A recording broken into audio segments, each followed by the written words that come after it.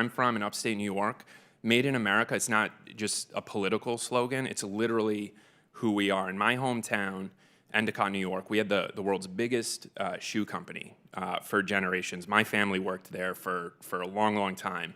They were tanners, my grandma stitched boots, and I'm so proud of that because not just because we made stuff and not just because it was made in America, we made important stuff. During the World Wars, we equipped American soldiers with American-made boots to go off to Europe and stomp out fascism.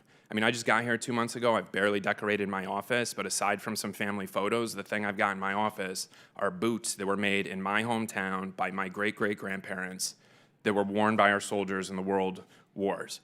IBM was founded in my hometown. Thousands of people in Endicott and the Triple Cities making the circuit boards that brought the world a technology revolution and put America at the forefront of it. And my family, my friends, my neighbors, they clocked in, they worked their hands to the bones, they clocked out, they went home, they got up the next day, they did it again. They did everything that anyone has ever asked of them, and the only thing they asked out of this place in return was a fair shot to get into the middle class.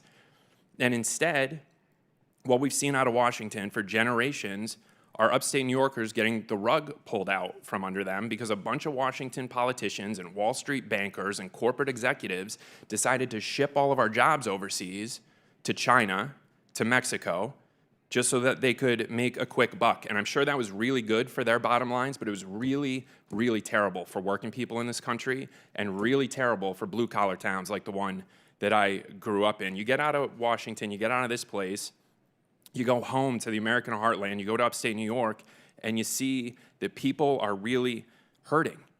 I mean, the cost of living is unacceptable. The utility prices, the rent. I mean, my God, you go to the Wegmans in Johnson City and eggs are $7 a dozen.